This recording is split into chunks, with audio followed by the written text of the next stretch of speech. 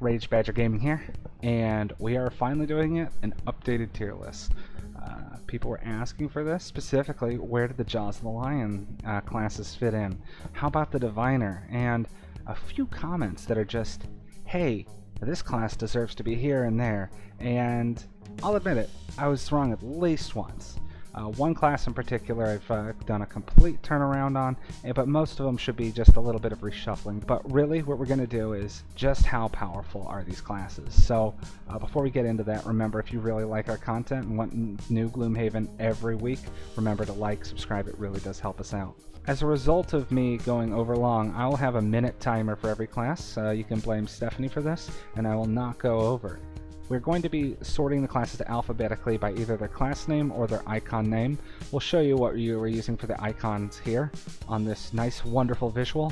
In the description below, you can move around between classes, especially if you want to skip one because you haven't unlocked it and don't want it to be a spoiler for you. So we'll give you time between each one.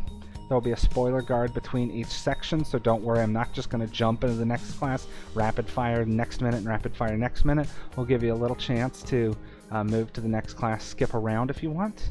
So, without further ado, let's get into the list.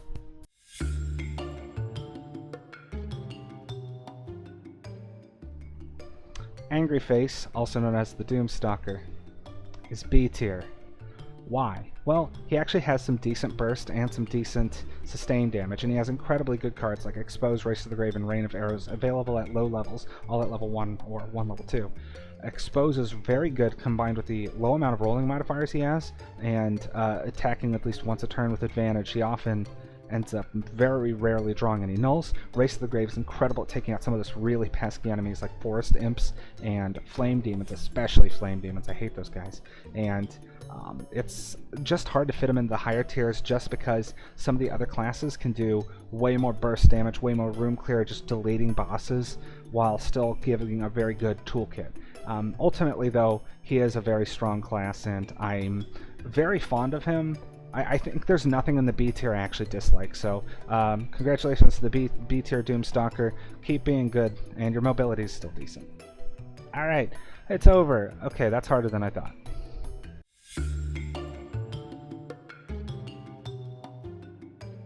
Alright, Bareface, or Two Minis, also known as the Beast Tyrant, also in the B tier. This is another class that I think it's because of the concentrated rage that ends up bringing it to this tier, and it's not quite enough to be A because he can just do very good sustain damage, but his burst is really lacking. Although you can be like, but we've got Pendant of Dark Pacts and all these other potions and stuff, and that's great. However, when you combine his durability, that is awfully lacking because he has to be the bear and not the actual tyrant. It's just not, the whole package is not there, and I'm not very impressed with that. That said, his sustain damage is much higher than any of the other classes, and he's very strong there. He has Disorienting Roar, which is one of the most busted cards in the game. Ultimately, it's still a good class despite those. The sustain damage, again, probably the strongest in the game. So, but still, the burst is lacking, and he has to operate off monster AI, and I just don't like that. And it's over.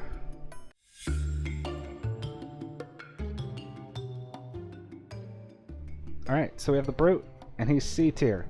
The Brute's actually just above the D tier. One of the things I actually like about the Brute is he's got such a low skill floor, but he does actually have a very good skill ceiling, using cards like Balanced Measure and Immovable Phalanx. You can get very creative with those and pull off some really great stuff. So I'm actually pretty fond of it, but despite that, it's just doesn't stack up against some of these other classes. He's got some durability, but there's other classes that just really outshine him in that same regard. He has some good mobility, but again, it feels like everything he can do, some other class just does better, and ultimately, I just find him incredibly lacking. He's still a very good starter class, and he has so many like early losses that just are not worth it, so you end up playing him in a very similar fashion, and even if you try to do like a different variant tanky build, he's outshadowed by one clearly. So Brute, you're in the C tier, sorry.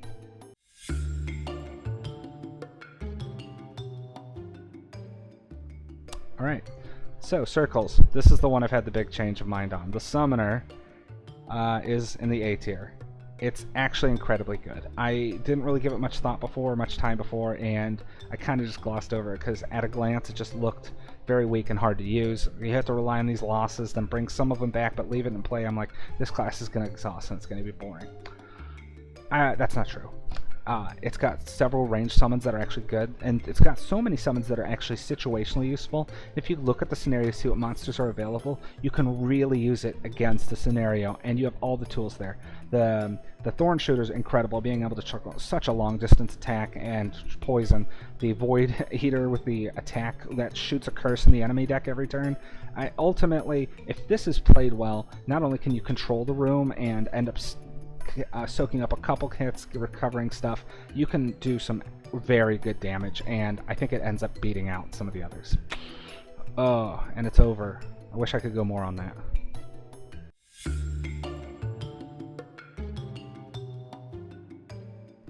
Alright, and now we have the Cragheart A. I'm bumping it up. I initially didn't want to put it in the A tier in the first video because I'm like, I'm biased. I just love the Cragheart too much. I don't care. It's A tier. He has way too much monster control, and I know that doesn't really seem like, oh, but that doesn't have the burst damage. Where's the value? Where's his removal? Where's his burst?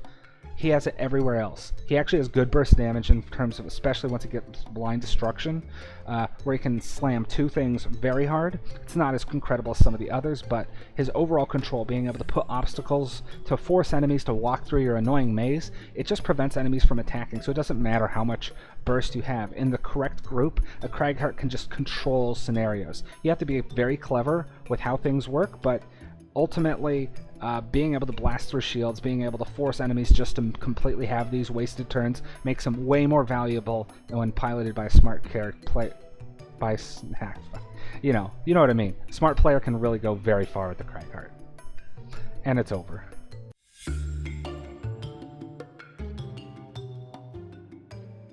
Cthulhu, bringing it down to the B tier. A lot of the party combinations that we had for the Cthulhu were incredible, and it paired very well with it. So I gave a lot of credit to the Cthulhu, but ultimately the, we'll call it by its name, Plague Herald, isn't super great. It scales very well. Its low levels are it's so annoying to get experience, and it levels slowly, and the cards aren't that great, but as it gets to higher levels, it's incredible. Baneful Hex is just one of the best cards in the game, and being able to curse the enemy deck and just make them do nothing while still chucking out poison to make sure all your allies can just wail on enemies is very valuable. That said, some of the nerfs he had going from 1st to 2nd edition are really, really hard felt, and I think you can still play him very well, almost at the A tier, and in certain groups he might actually be S tier, just in certain combinations. But I'd say overall by himself he's B tier, and keep that curse machine going, Mr. Plagueheart. Doot doot. Alright, it's over.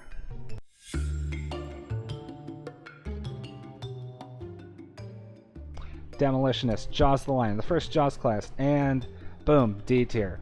A lot of his cards are so situational, and maybe we'll see a change in that when Frosthaven, but like, oh my goodness, there's so many things that just don't work in a Gloomhaven campaign, and even then, towards the end of the Jaws campaign, you're missing enough obstacles to just do stuff with. And it's such a small size, like hand size, and you think it'd be comparable to, say, like maybe the Mindthief or Scoundrel, but it just doesn't match up. Its support isn't there, its burst, it's kind of one of my least favorite classes. I think it works out very well in the low levels of Jaws, but it really falls off. I do think that maybe with Frosthaven we see more objectives. It may end up being kind of conditionally valuable, but even then it's very reliant on walls and having things in the scenario, and there's so many things that can just make it go wrong. Sorry, Demolitionist, you're in the D tier.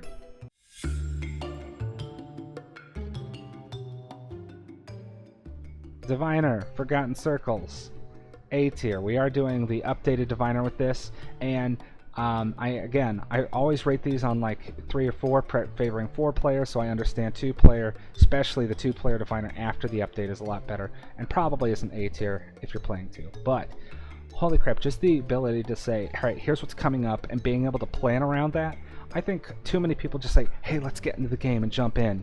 Just being able to know what enemies are doing, what draws are coming up, gives you way too much control. Additionally, very easy access to hard crowd control, plus the very powerful Planar Fissure. I know it's a level 9 card, but you can just toss it in a room, put all your items into it, and just nuke that room.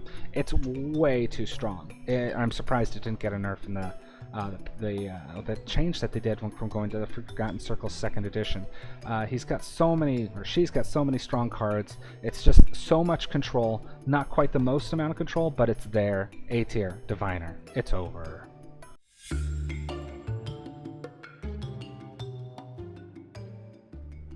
Alright, Eclipse, also known as the Night Shroud. Unsurprisingly S tier. I hate Swallowed by Fear. It's a dumb card. It's stupid.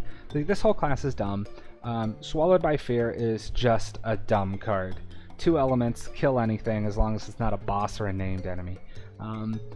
With the right items and stuff, you can just keep on removing elites from the scenario and just kind of cruise through it. Also, it would be a huge problem, except he's always invisible too, so you never end up attacking him, and ugh, it's just a tedious pain. His level 9 cards still have removal, and he even has a level 1.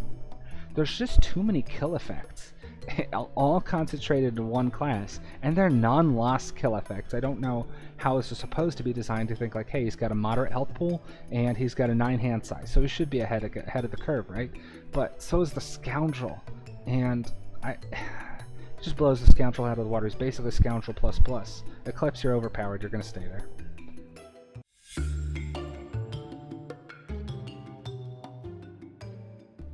Alright, it's Hatchet time, and we're putting you, nope, not in the S tier. That would be crazy. I was thinking in the B tier, but ultimately it's A tier. Why?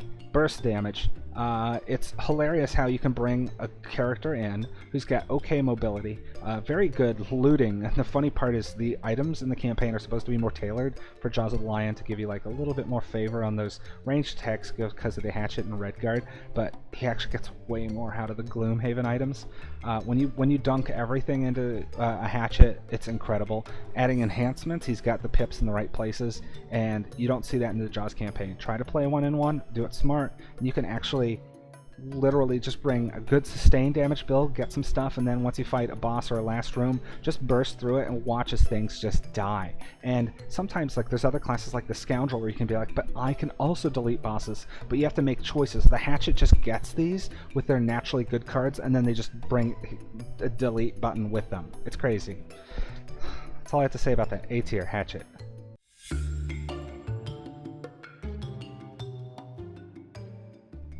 Lightning Bolts, Berserker, A tier. Trust me, it's not completely all A tier, it's just front loaded.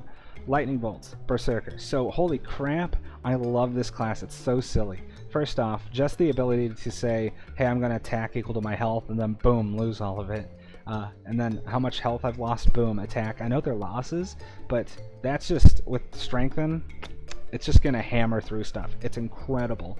Not only that, but there's so many of the other attacks that are just ahead of the curve. Like, I swear this is almost like balanced, like, let's take the Brute and just make it better. It still has cards that are, like, more durable. The Defiance of Death is just better than the Brute's Juggernaut. I mean, at level 1, to me, I'm just astounded at how much better this is. The just burst damage and just being able to kill enemies, and not only that, but it's got some hard non-loss stuns too.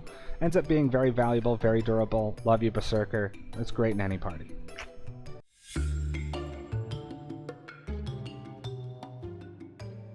Alright, Mindthief, and here's another starter, and you're in the C tier. Actually probably higher up if you are playing early levels, which is usually when you end up playing the Mindthief. Low prosperity, low level, and you see like, wow, he keeps stunning, and he keeps doing these good high attacks, but really, the high level cards don't scale so well with it. You need some setup to get an attack, a non-loss attack 8, which is still good, but the amount of setup it needs to just do an attack 8 on a single target, it feels weak compared to some of these other classes.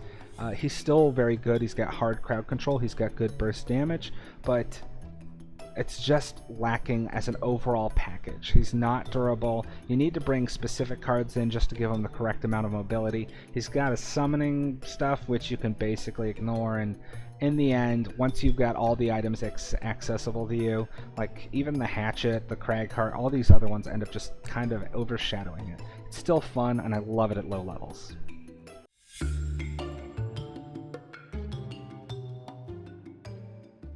So, yeah, I don't think anyone thought the music note was going to be anywhere else. The Soothsinger is just busted. Disorienting Dirge is insane. Even the bottom half, if you're just using it for that, that's incredible, but also making the enemies, you're basically crit immune for the whole scenario. Don't even need to worry about, like, oops, am I going to lose a card? You never will. Also with the disadvantage, especially paired with the amount of curses she can dump into the deck, it just watches you hardly take any damage, especially with the amount of disarms and stuns she has. Not only that, but her incredible attack modifier deck makes summons in her hands overpowered. Even regular attack 1s suddenly seem way better, as she can like turn an attack 1 into like an attack 3 poison very easily. And all these cards that she has ends up being like attack 1, hit everything within range 2, or like here, move and then get a free attack 3 after you move. Like they seem to just be baked in, and it's incredible that she can actually do that much damage and have that much control. You're busted. Sorry, Soothsinger. S tier.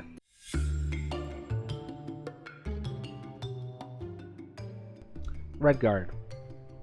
B tier. So the Redguard reminds me of kind of what the Brute wants to be, but just better.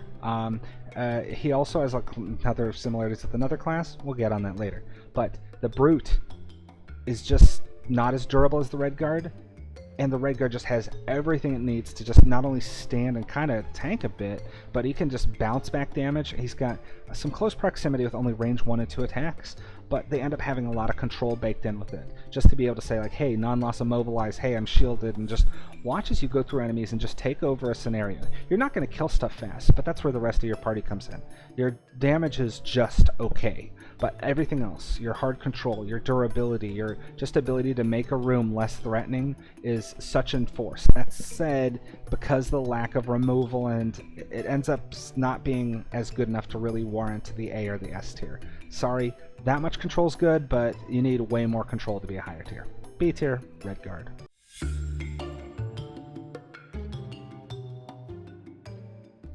Boom, Saw class. Yeah, I'm sticking with the low tier. Not necessarily because it's actually terrible, but it's very, very conditional. There are some classes it pairs incredibly well with, and some groups it just doesn't work out nearly as well. A lot of its abilities remind me of like, oh, it's like that card, but range 1. It has a lot of removals, which I like, but then they end up being like, hey, do this, and you lose the card. So you're like, congratulations, you have executes, but you lose it. Or they have to be executes, but you have so much crowd control on them that they're basically ineffective as is. So it's like, well, what's the point of putting all that crowd control except to also, you know, do more damage? In the end, it feels like it's just not worth it as much as the other classes. That said, I still love having a Sawbones in the party, especially with pairing with other classes. The Sawbones and the Redguard end up having hilarious combinations, so it's not all bad, it's just super conditional.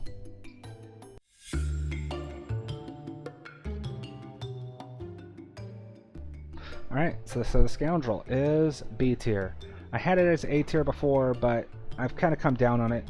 It still has some of the most incredible cards. Both its level 9 cards are insane. It's got the ability to have non-loss removals. Again, non-loss executes are very highly rated for me, and it ends up having some incredible burst damage.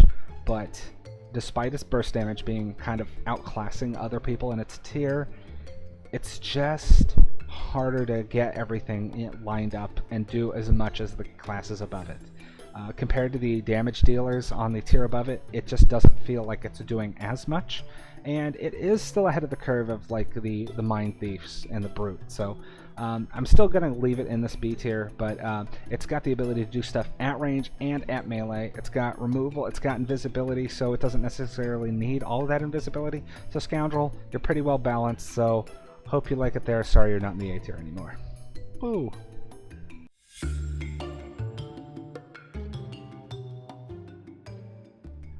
Spellweaver. C. Alright, so this actually would probably be a very weird class. At low levels, it's probably very highly rated. I swear I would never do like a low level campaign without one. I love them that much. It just does not scale well at all. One of the worst scaling classes where you'd think the high level losses with reviving ether would get better, but they just don't. That said, there are 2 cards that completely bring this out of the bottom tier. Number 1, Cold Fire is just insane. With enhancements, you can just stun multiple enemies every rest, especially if you're about to open a room, boom, run in there, range stun, get stuff set up. It actually softens up a room so much more, and you can actually do some moderate amount of damage. And lastly, Inferno, one of the best cards in the game. Just being able to do that, it's not quite in the B tier, but the hardest scenario in the game becomes super trivial just by the existence of Inferno. So I can't put you in the bottom tier, even no matter what. You're almost B tier, but Inferno, it's over. Sorry. Still love you, Spellweaver.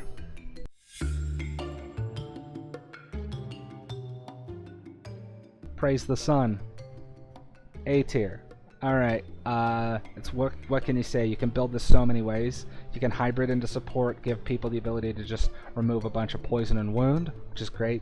You can do a moderate amount of damage, not even close to anything in the B, A, or S tier in terms of removal, but you can still do some solid damage while combining with incredible durability. It's one of those where if you have a Sun in your group, you know you can just hide behind it and let it take the hits, because they can. Defensive stance is completely good enhance of this. Divine Intervention is also strong, but defensive stance, being able to enhance it and then being a level 1 card really means you're reliably going to have it on any Sun character, and even then the top half attack is still solid. So being able to do moderate damage, high durability, good control with non-loss stuns and support, it just does everything, and it does it very well. It's just a little too powerful, and it's one of my favorite classes to play though, so it's still in the A tier. Praise the Sun.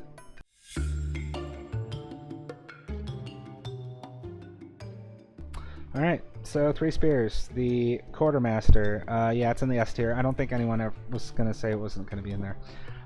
When it comes to scaling with prosperity and level, this is the king of it. If you started with this at level 1, you'd probably think it's not that great a class.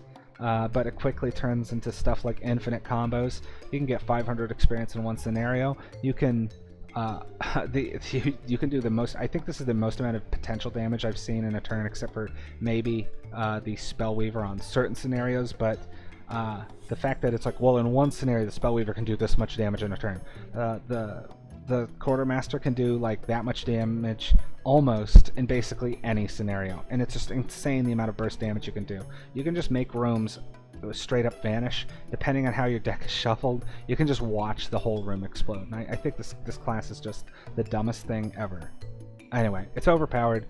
Congratulations, Bag of Holding's also busted. Catastrophic Bomb's busted. This whole class is stupid busted. I couldn't even talk about Reforge and Word of Recall. I was so annoyed. So, alright, next class then.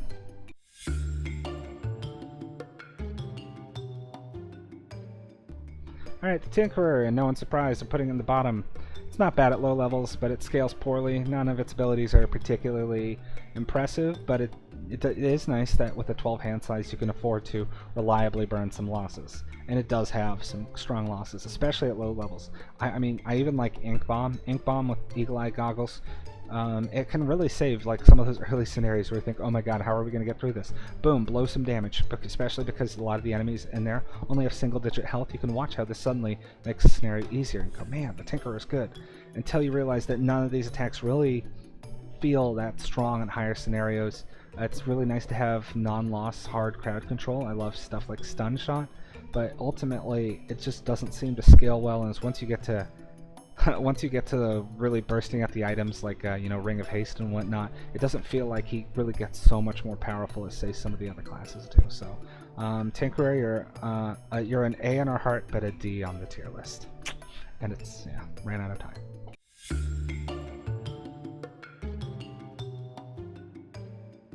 Alright, the Triforce is C tier. Alright, so the Elementalist, I really wanted to like this class, and he's all over the place. In the right group, if you can reliably get stuff into play, he might be better, and one card really puts him ahead of the pack, that being Vengeance. Vengeance is incredible. If you can build around Vengeance, you might be able to be closer to the B tier in the right scenario, and Honestly, some of his removal feels very strong, just if you can build around that stamina and get stuff rolling. And trust me, it's not that hard to do to make it feel good. The problem is you kind of only have this one thing. Certain scenarios where it's like, hey, in 4-player mode there's only elites and there's watches, suddenly you feel way less powerful. Or you do a lot of stuff and put everything into play only to match some of the other classes, what they're doing, with far less effort. And that's kind of why I have to have him down here. Just because it's a lot of effort to match some of the other middling classes. So, sorry Triforce, I'm going to stick you down in C.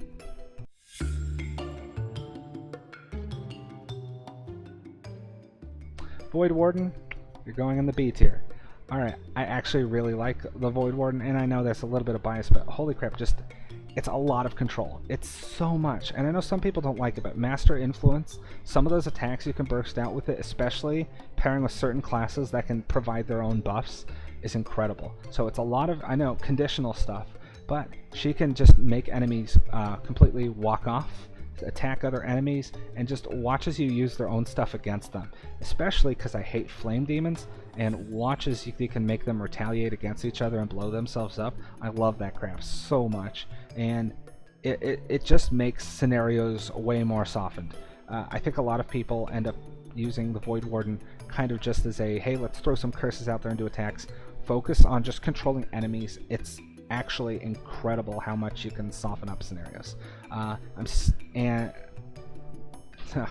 It's one of my favorites in Jaws of the Lion, and I'm out of time, but let it be known, the Voidwarden is a good class.